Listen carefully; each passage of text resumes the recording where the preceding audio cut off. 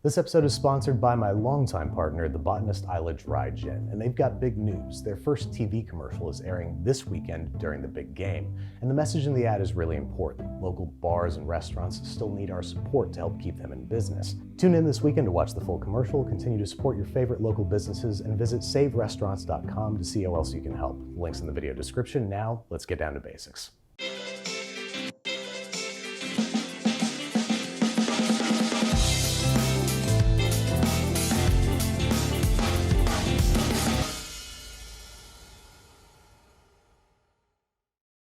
Alright, so first up, the BLT Slider is so easy we gotta make our own homemade mayo, which is normally a good move anyway, but now you have no excuse. We're starting by combining 2 whole large eggs, the juice of 1/2 of 1 lemon, about a tablespoon and a half, a teaspoon of white vinegar, 1 whole clove of garlic chopped, 1 teaspoon Dijon mustard, and a 1/4 teaspoon each paprika and cayenne in a tall cylindrical container. Then we're going to blend everybody together on high speed using an immersion blender. Now you might notice that your mayonnaise doesn't thicken right away. That might be because your container is too wide, your immersion blender isn't powerful enough, you used the wrong ratio of eggs to oil, or you didn't add any oil to begin with. So make sure you add that oil, 1.5 to 2 cups of neutral flavored oil like vegetable or canola, blending on high speed and slowly pulsing upward until the eggs and oil emulsify together into a creamy mayonnaise. And once you try this stuff, you will agree with me that it doesn't have the same plasticky sort of stale flavor that the stuff out of the bottle does. But we're not stopping there. For our BLT sliders, we're going to flavor our mayo with ranch flavors. So to about 2 cups of mayonnaise, we're adding about a 1/4 cup each chopped chives, chopped dill, and chopped parsley, plus some other stuff, a 1/4 teaspoon of wishful Cheshire sauce, several dashes of your favorite hot sauce, pinch of kosher salt, and a few twists of freshly ground black pepper. Add a 1/2 cup of sour cream and you got yourself some ranch, but instead we have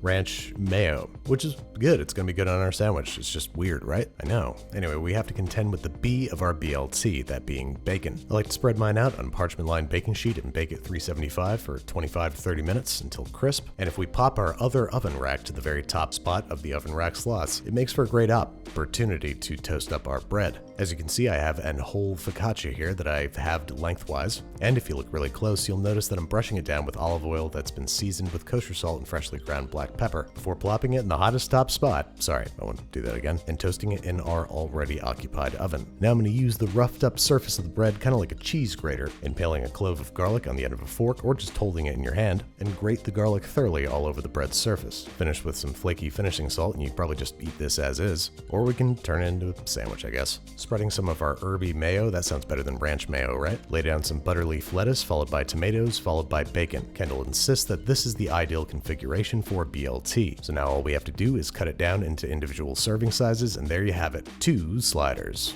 I'm just kidding, of course, that's no way to die. Divide this up, impale it with toothpicks for stability, and share it with your friends. The mayonnaise can be made well in advance, but the lettuce is going to start to wilt after a few hours in the fridge. Next up, we're going to take a crack at one I was very excited about, chopped cheese sliders. Now, we've done chopped cheese on this show before, so this is really just reformatting it for a crowd. You can optionally toast your buns on the flat top. If that's what you want to do, go ahead and spread these guys down with soft butter first. Then they go cut side down on the griddle as it's preheating. Keep an eye on this guy so he doesn't burn, and toast 1/2 at a time if that's all you got room for. Now that I got my buns all toasted, it's time to do the meat thing. Onto the griddle goes a little splash of vegetable oil, and then, Jesus Andy, is that 2 pounds of beef? Maybe do like 1 pound of beef, which, true to its name, we're gonna chop and press down onto the flat top or cast iron pan. Once you got a little chopped up, we're gonna add about a 1/2 cup of chopped onion, continue hacking everything up with a spatula over high heat, and then the secret ingredient, about 1 teaspoon or a generous shake of adobo seasoning. Keep chopping and cooking everything until the beef is starting to brown and it's cooked through. Then we're piling all of our beef in a row, roughly the same size as our buns, shingling with yellow American cheese and allowing it to melt for about 15 seconds. Now, in retrospect, like I said, too much beef, but you get the idea. Scoop it onto the buns, top with more cheese, tomatoes, shredded iceberg, and top it up. You can, of course, top it with ketchup and mayo if you remember to do so. Skewer with toothpicks and you're ready to go. Maybe clean up your table a little first, Andy? A little professionalism? Did you just shrug your shoulders at me, young man? Oh, you're giving me attitude hands now.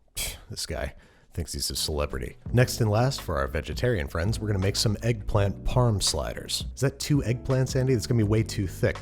All right, you're the boss. Cut up 2 eggplants, apparently, into 1/4-inch slices. Spread out on paper towels, set in a rim baking sheet, and generously salt with kosher salt on both sides. I'm gonna pretend I didn't see that. Top with more paper towels if you cut up way too much eggplant. Rinse and repeat, cover with another baking sheet, and then weigh the whole thing down. Okay, that's enough. Andy, come on. You be serious for once?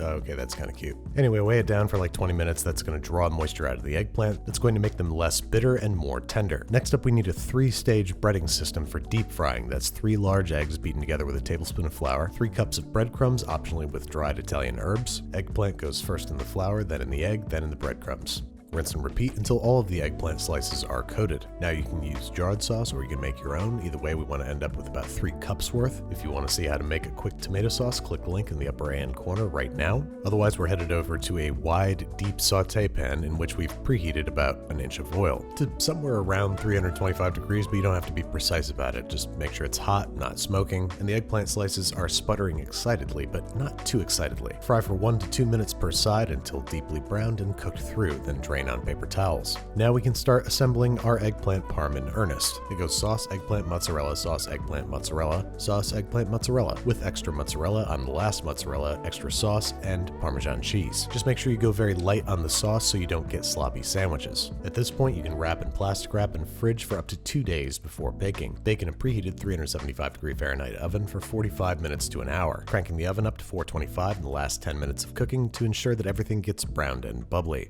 Then we gotta let this guy sit for at least half an hour. We need it to not be too juicy when we put it on the sandwiches. Now, Andy, if you had made the casserole about half as thick, you would have been able to turn it straight out onto the awaiting buns. So I guess you're gonna have to start from scratch. Wait, what are you doing? It's gonna be way too thick. Oh, you're scooping off the top half so that way you can make twice as many sliders. You took a problem and turned it into an opportunity, a problatunity. I think what Andy's trying to show us here is that in the kitchen, especially when you're entertaining, sometimes you have to improvise and make the best of a bad situation. Don't beat yourself up too much for mistakes, and remember that your friends are mostly just going to be happy that you're feeding them, especially if you serve it with a delicious cocktail. For today's cocktail, we're pairing our sliders with the Botanist Gin Gin Mule. The Gin Gin behind this cocktail's name comes from the combination of gin, the liquor used, in this case the Botanist, and gin, short for ginger. I like how the different types of wild mint in the Botanist play at a mule.